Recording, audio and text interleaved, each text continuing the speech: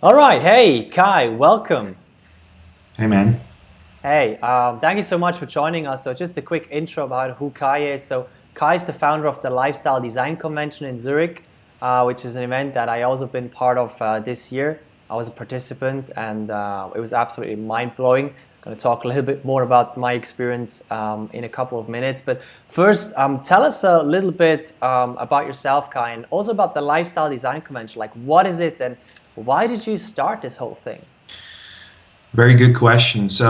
Actually, why I started the convention was out of a suffering.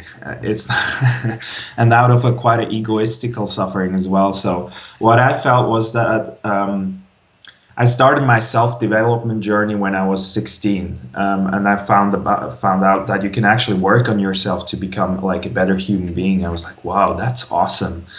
And so I did that for a very long time, and I felt like left and right there were people, and I tried to like communicate with them what my journey was, and they were like, "What the hell are you doing?" Like, all right, interesting, but like they phased out after a while.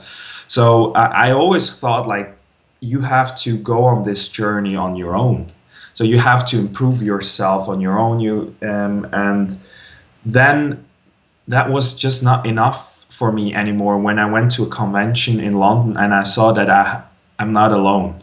Like there is other people out there who also work on themselves, who are also here to make this world a better place and who actually, yeah, who just actively improve themselves on a day by day basis. And that was mind blowing for me.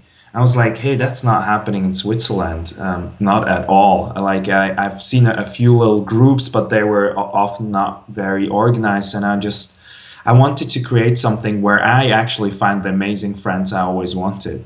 And that's how the Lifestyle Design Convention came together. So yes, we have amazing speakers at that convention, but what is most important is really bringing together this kind of local tribe of people who are thinking about similar things, who want to improve themselves, hold each other accountable for their amazing visions and dreams that they have. And yeah, that's how the convention came together. And we you were there, Daniel, as well, in January. There we go, this year, and it was just amazing. So we decided to not only have the lifestyle design convention, but actually create a movement out of it, which is called the Life Design Movement, where we're gonna do events all over Europe. But our mothership, so to speak, will be the lifestyle design convention in Zurich. Yeah. Yeah, just to share my experience, I was at the event, so it was the first time for me at the event. Obviously, because it was the first event, but but it was just totally mind blowing. I mean, first of all, you had more than 100 people there, and it was just like it was extraordinary just to see that, happening as the first event that somebody puts together. I've never seen that before, and that's just one thing. And then the other thing is like I was there for 2 full days, and you have a ticket that's called Immersion, and that's the one I bought, and you chose the right name for it because I was so immersed in this whole experience. Yeah, I had dinner with the speakers as well on the second day, and it was just totally mind blowing. So on the one side, it was the participants. Everybody was personally evolved on a level where I want to meet people. So many times you're out there and you meet people and, all they can talk about is the small talk and the chit chat and the BS and, all the problems they have and everything. And what I found at this event are people who are personally evolved at a level already that I can have conversations with them that are deeper, that are more philosophical, that are more meaningful, that are more real, that are more authentic and more honest, and just all of this, which was totally mind blowing. And then, the speakers that were there, it was not just speakers actually. I mean, we did real workshops. Usually when you go to such an event, there's a speaker up there, he speaks for 45 minutes, and then you have 15 minutes of sales pitches, about their books and about their programs. What I loved about this event, there was none of that. It was just about the convention. It was about the now and there, and it was about the transformation. It was not about, okay, so I'll give you a little bit of a teaser now so you can buy my book or you can buy my program afterwards. Because you have that so many times. It was just completely different. It was it was a real convention where you can actually get something out of it, and really, really, I mean, for me, it was totally transformational. I walked out of it, and it was like, JP Morgan talked about it, closing that gap between who you are and who you think you need to be. That gap closed a lot for me. I think maybe people close it completely at some point, but I think we always close it a little bit more and a little bit more and a little bit more. And for me, it was a big, big close at that date that I moved towards. And it was the whole conference that was so incredible. And then, the dinner with the speakers. I mean, getting to know guys like Steve Pavlina, JP Morgan, Morten Hake, Timothy Mark, people like that. I mean, wow, this is incredible. You don't usually get that at one of these events. You have the speakers up there, right, on the stage, and you're down here as a participant. And what was different about this event was there wasn't a stage. It was everybody was on the same level. The speakers were there.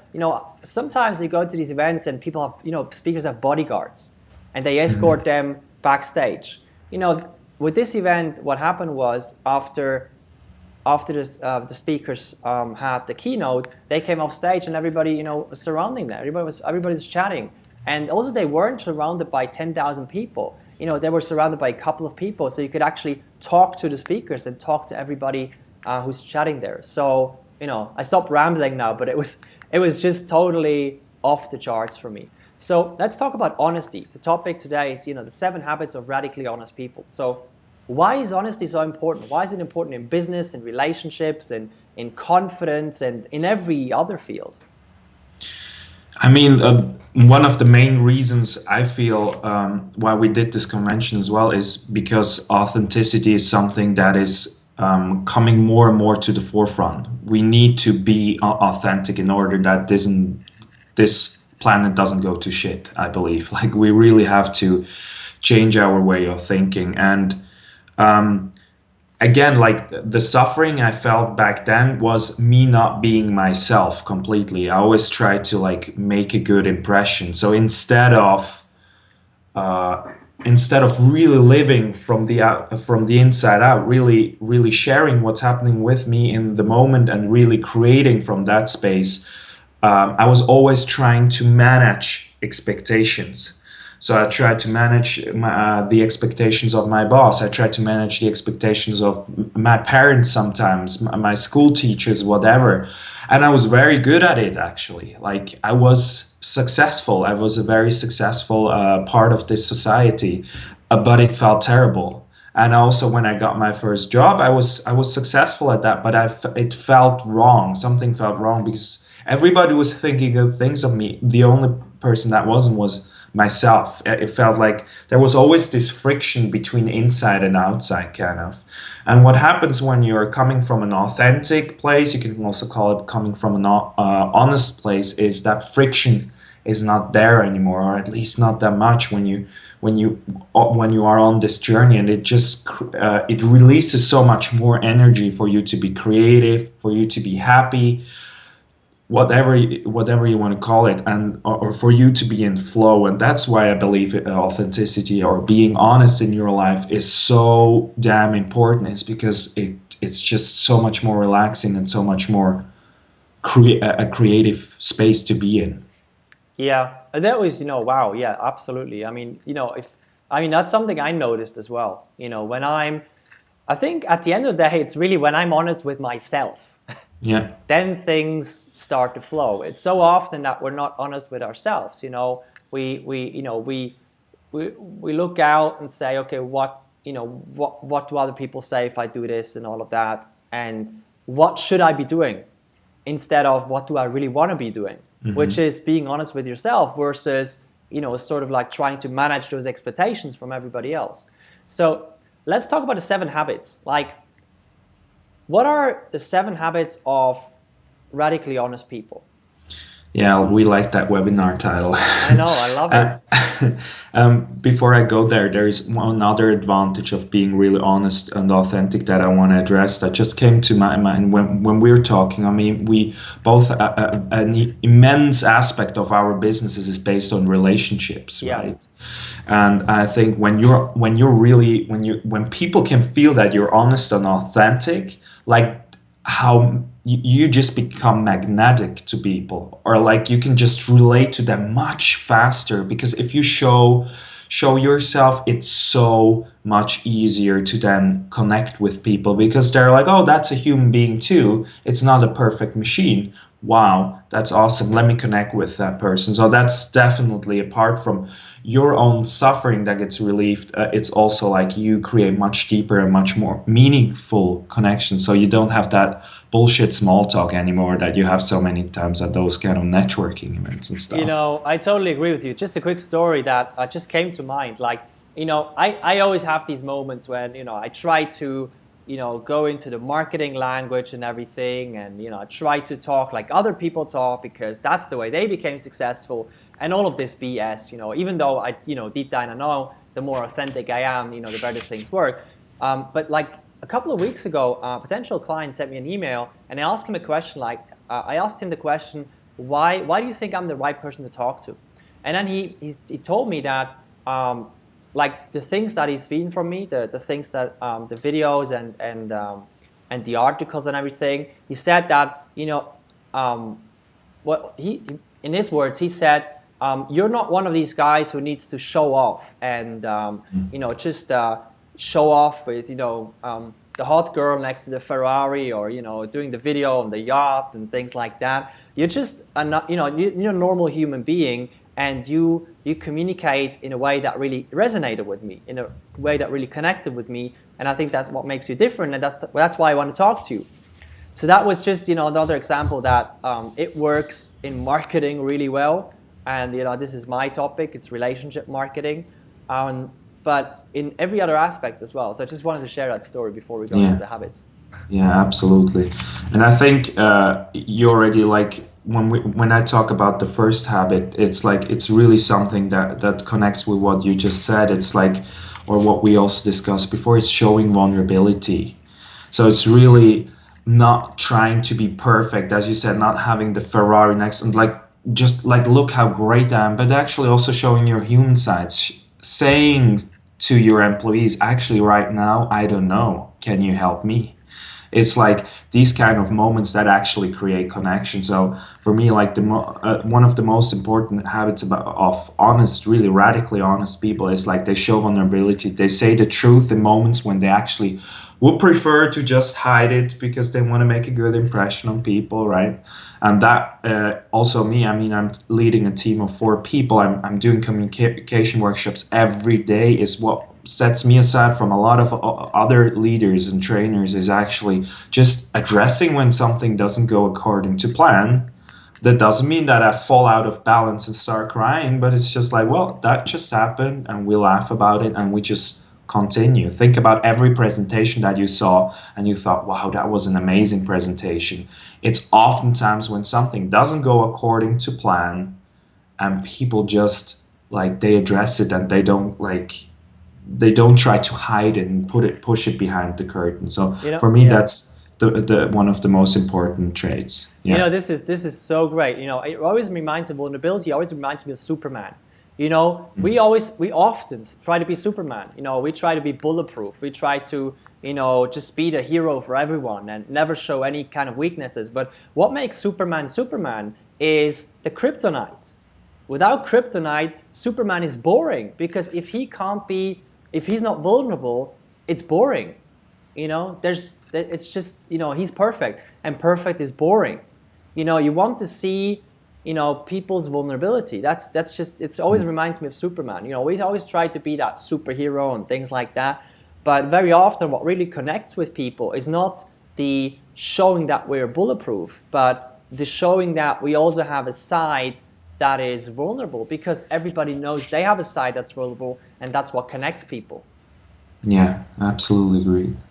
Yeah. The second thing that I also thought about is like, the one thing is to be vulnerable and say I don't know, or like, or I'm afraid right now. Another thing also is to really state your wishes, to say what you want. This is also a part that I feel is often missing. Oftentimes people are, and actually John P. Morgan, a coach of mine, we talked about this quite in depth, is like people say, well, I don't know this, or I'm afraid this person doesn't like me, but then still standing up for it and saying, well, I'm afraid you don't like me, and actually that's what I want. Here we go. So I think that's also a very important point, is stating your wishes, Yeah. and standing in for what you actually want. Absolutely, yeah. It's like I go back to marketing again, or like relationship building, or talking to people, or at the end of the day, asking for what you want. That's something that's really scary for me. If I have to ask people and say, hey, do you know anyone? If I have to ask for a referral, for recommendation, for things like that, or if I have to ask somebody for anything, it's very difficult for me, because I'm always scared of, what do those people think? How do they perceive me if I ask things? Do I come over as needy? And all these kinds of things, all these things that come up in our head, all these limiting beliefs. So, but at the end of the day, like every time, I do something new and I ask for something, every time I make the ask, every time, I'm always surprised when people say, oh yeah, sure. People are so helpful. People are so open to give. And, so often I feel that if we don't ask, it's just, we are limiting ourselves so much. So, it's a great point there. Connected with that, I think also that, like, a lot of times also realizing that you actually don't know what you want in the moment. So that for me is oftentimes a time to stop, and like, so to be really honest, and try to be as honest as you can, is really also a lot of times about stopping yourself from an immediate reaction and thinking like, what is it actually? What is important to me right now? What is my truth at that moment? And oftentimes that is also connecting to your body. I know in our society it's always like up here, up here, up here, but mostly your truth is connected somewhere in your body. So does it feel right? And there's where intuition, where like that whole connection with your body comes into play. So the more you actually train your body through mindful exercise, through doing yoga, through doing sports, and get in touch with your body. Dancing, I believe, is also a good thing. That actually helps you to be more truthful, to be more in your truth, to be more honest, to be also more attractive, by the way, to people, because they can feel you're more in your truth. And like that, you are able to listen more what is actually true to me in that moment, because honesty is something that can change all the time, right? Something that is honest or true to myself right now in this moment maybe changes after a few days. And also having this flexibility, and to say like, in that moment right now, this is true to me. And I think, yeah, one of the most underestimated aspects of being authentic is actually getting in touch with your body, I believe. The other thing that I also wrote down, something very specific, is make compliments. That will be the fourth one, I believe. Make compliments in moments where you're actually afraid of making compliments. Because like so many times I see a beautiful person, or somebody says something that really touches me, and I'm like, yeah, but who am I to give that person a compliment, or probably that person knows that he or she is amazing, but like exactly in those moments, it is also part of being in your truth, to be honest, is actually giving compliments, and like what comes from there is just amazing. And it is oftentimes frightening. So like oftentimes before I give a compliment, I'm nervous, like it's ridiculous, but like you actually want to do something good for another person, and like you feel nervous, but even though, like, despite that fear, state that compliment in that moment. Wow, that fourth point is so powerful. Actually, I was just at an event last Friday in Zurich at the 10th anniversary of the Dressler Group Foundation, and I became a member of the steering committee at the foundation, because actually how it all started was I reached out to the CEO of the foundation, and she simply said, thank you. Thank you for making the world a better place. Thank you for doing what you're doing. And that was it. And then that started everything.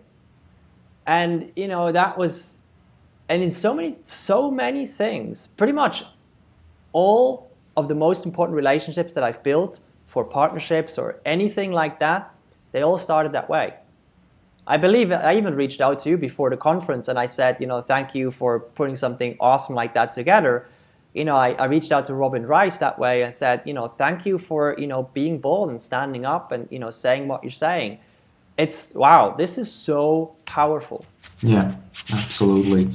And whenever you can, I mean, we're in a very digital world, but whenever we connect with human beings in real time, the fifth thing that I wrote down is really hold eye contact with people, because that doesn't mean like a creepy stare, but like have the courage to have longer eye contact with people, because I deeply believe you can see everything of a person when you look each other in the eyes, and that's when the connection actually can start. And if you look at most people, ask yourself out there, if you're watching this video, do I hold eye contact when I have conversations, or am I actually talking to just like the wall?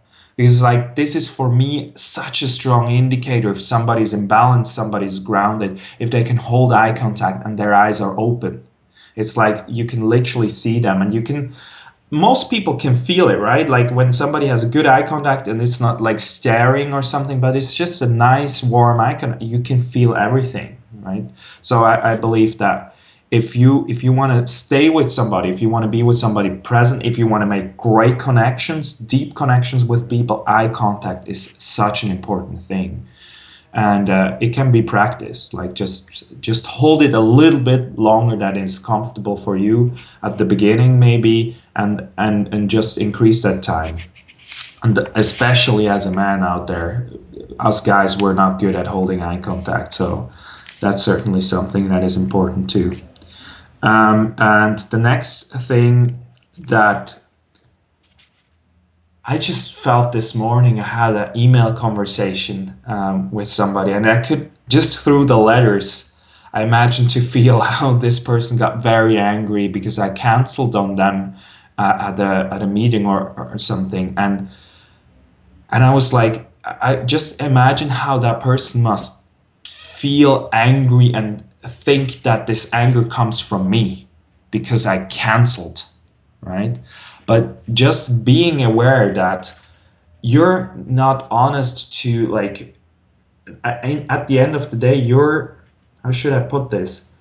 All the emotions, all the feelings that you have in you, they're created by you, right? All the emotions, 100%, all the feelings that you have, 100%, they're created by you, by something in you.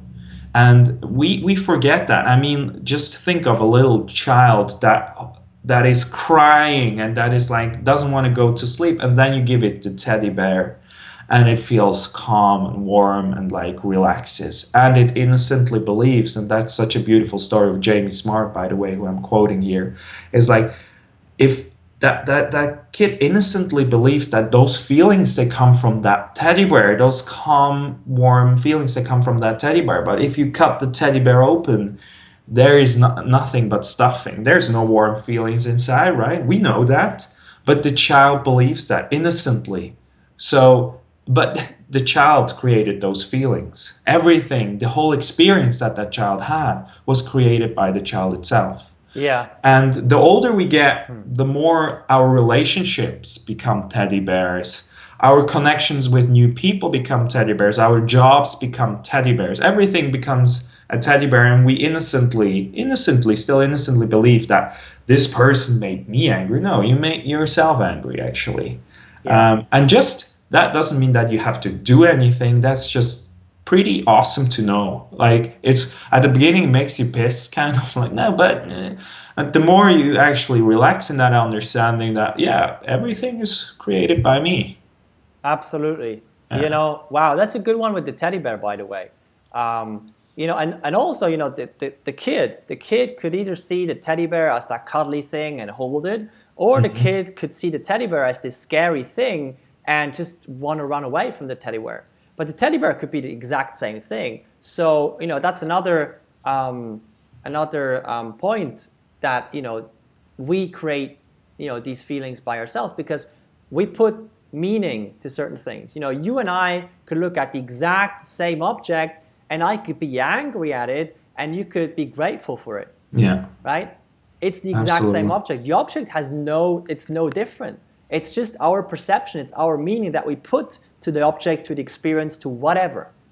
Also, mostly to people, actually, right? Yeah. So it's like I have sales trainings, and like people tell me, yeah, but you can talk about this, but this client, he makes me so angry. Like I cannot be customer oriented in such a moment. It's not possible. And then I ask them, like, have you ever had an amazing day?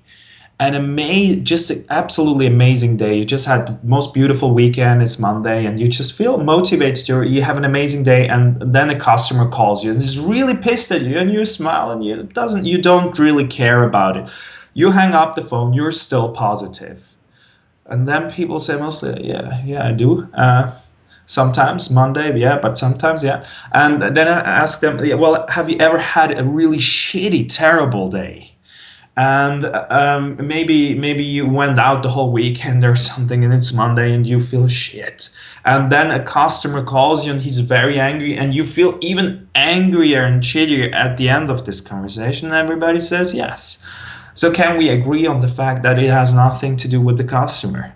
It's like just you creating different kind of experiences for yourself. Yeah. And people, oftentimes there is this like, at the beginning there's this angry feeling like, yeah, Kai, you can say this and like stuff, but we cannot be customer. And after the story, a lot of times people are like, yeah, kind of true. And it's just like this relaxing feeling. So I like that very much. It's just another aspect that I want to bring in that whole authenticity and honesty conversation.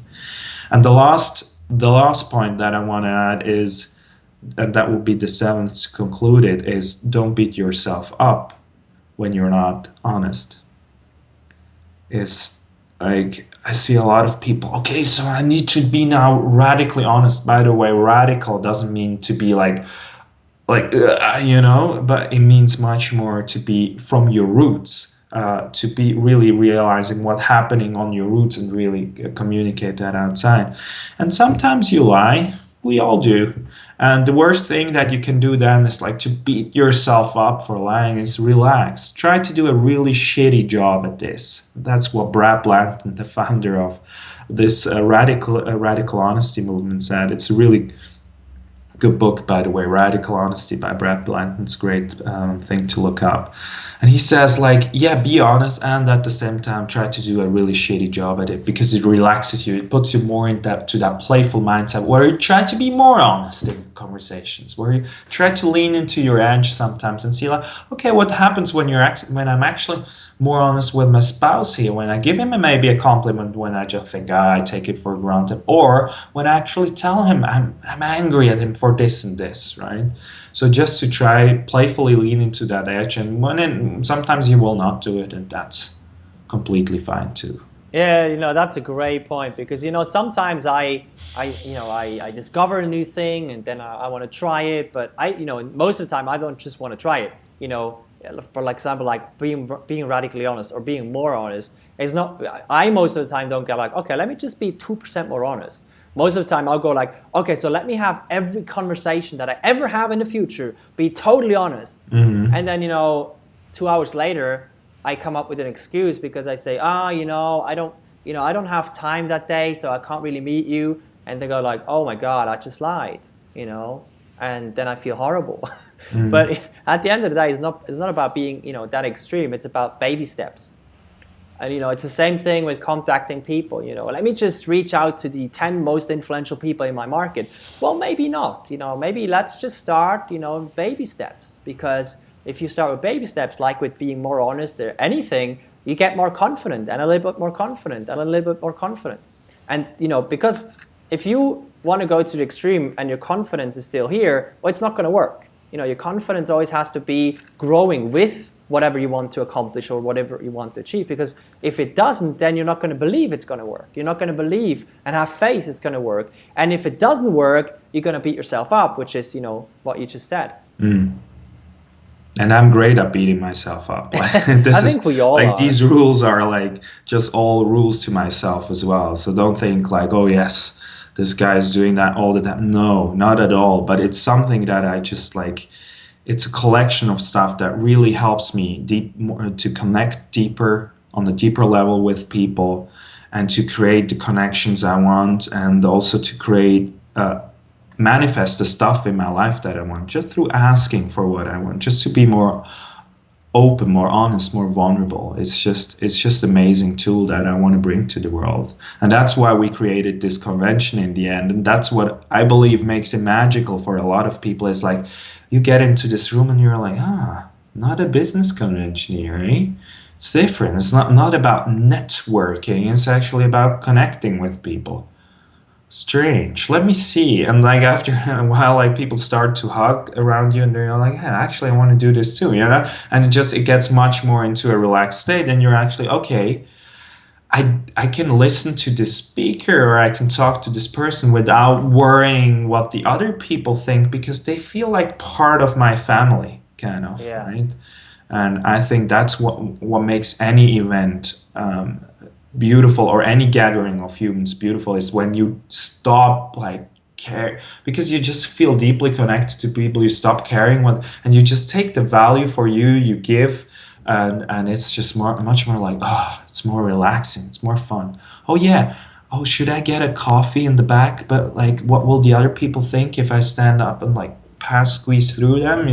You've seen people that are just standing up, grabbing coffee, and just chilling in a sofa instead of the chairs that were there for that purpose, because it felt better for them. So they were more in their truth, because it was not so loud in their head, and they weren't thinking of managing all those expectations, but they were just like, actually, I would like to do that. And it's actually living that already at the convention. What we want to bring to the world is just do whatever the fuck you want in the way you want to do it, as long as you don't hurt any others terribly physically or something. Just enjoy your life and really live from that space of inside out instead of like outside in. And by the way, that's also something, it just came to my mind, which is totally different about, the lifestyle design convention. Sometimes you hear, okay, after the convention, that's what you're going to learn at the convention. So you basically could say, okay, you're going to learn how to be more honest, how to be authentic at the convention. But it's not about that. I mean, the convention is, immersion, once again, is the right word. You created the convention in a way that people experience, authenticity every moment along the way, with the participants, with everybody who's there, with the speakers, with, the whole setup is. I mean, maybe you did it unconsciously or consciously, I don't know, but everything is exactly set up the way. So in those 2 days, you have a rush of authenticity. You have a boost of authenticity that is it's also not just for the moment, and it's also not like, okay, I'm going to learn a couple of things that I can do every day to be more authentic when I come out of the convention. It's like you go there, you're there for 2 days, and you're more authentic. You walk, it's like that thing you walk through, and then you come out at the other end, and you're more authentic, you're more yourself, you're more real. And that's something that was really unique about it. Yeah, and I think that's also where like common sense self-development in today's world is heading to. It's like what I just described before with the teddy bear. It's like more of a deeper understanding. The other thing was like also application based, right? So I love to have a nice mix of things. So there are things that I can do to be more authentic, but there is also a way of being that is more authentic. So what do I have to do to be like this? This is like be. And what is a very good, for me at least, a very efficient way of becoming more of this authentic being is to surround myself with a lot of inspirational people. What a miracle, right? To surround myself around a lot of inspirational people who already walk their truth, who are their truth on a huge degree, right? And you just like, it just kind of rubs off on you, right? It's like, it's just a better feeling. You're like, oh, okay. And you walk out of these kind of events or workshops or like gatherings, whatever it is, and you just feel like, all right, something is different about me now. I've seen what is possible, and just that makes me kind of like, we're all connected, right? So it kind of rubs off on you. Yeah, absolutely. You know, I mean, I kind of compare it to, okay, you can either try for, you know, a year to apply a couple of techniques to become more authentic, to become more real, or work with a coach, and that's all good. But the way I look at it is like, if you take 2 days out of that year and you go to the convention, that's basically what happens, without even thinking about doing, you know, without even thinking about having to do it or doing anything, by just being there, what you just talked, it's that different level. So like what I wanted to do, I mean, I want to be radically honest now, because I want everybody who watches this video to be at the convention. I want everybody to come to the Lifestyle Design Convention 2016, because I mean, I've been there. I'm living proof of, you know, that this thing is magical, and it was transformational. So we created an offer for people who watch this video, and it's below this video. There's a link that gets people to Eventbrite. And if you click, there's a thing that says something like, did you hear about this event from Daniel Jordi? If you click yes there, you'll get a bonus offer, which is a 1-hour Q&A Google Hangout Kai and me are going to do, where we basically talk about the business of building meaningful and long-lasting business relationships. Because that's, you know, at the end of the day, if you're a business owner, I mean, that's the core of everything. You know, it's employees, clients, vendors.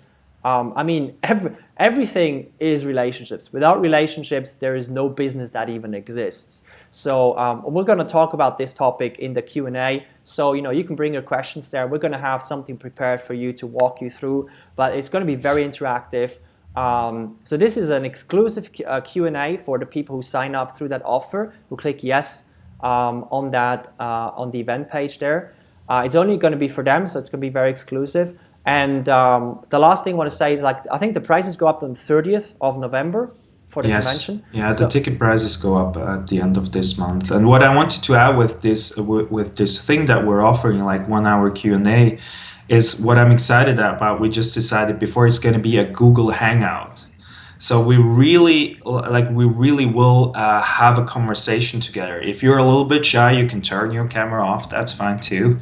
But it's like, it's going to be really a conversation about how to build more meaningful relationships. And I think it's the way you described this is very beautiful. And I think we can really offer a lot of value. I mean, I connected with like the biggest people in the self-development industry without knowing them really, and just creating that stuff. And I learned, or I also fucked up a lot of things along the way. So like, literally get yourself in there in that hour. If you buy the ticket, get yourself in there. We really want to help you, and really, like, because this is amazing, right? Like, creating relationships, that's what makes life fun, that's what makes business fun. So yeah, it'd be awesome. I mean, absolutely. I mean, just to finish this, I mean, Kai, you know, he did the convention in 2015 in January, the first time, and he got some of the biggest speakers in personal development at the convention. And these guys flew in all over the world, and they usually get paid like tens of thousands of dollars, or at least thousands of dollars for keynotes. They came in, they did it at no charge, not because he said, hey, you know, you're going to be able to sell so many of your programs at the end of the convention, but because he built a meaningful relationship with those people, and they wanted to come, and he didn't push them to come, which is a completely different mentality. And you know, this is what we're going to talk about. We're going to talk about building these kinds of relationships where people are drawn to, where you get magnetic, where people flow to you. And I'm so excited about doing this, and I'm so excited to see everyone who's watching this video at the convention. So the link is below this video. Sign up, get your tickets before the 30th of November, before the prices go up. And wow, I'm so excited about the convention, just seeing you there again, just seeing the speakers. And thank you for doing that and putting together, you know, the 7 habits for us. Yeah, thank you for having me on this little webinar here. Thank you. Thank you so much, Kai. Talk to you soon. Talk to you soon. Bye bye. Bye.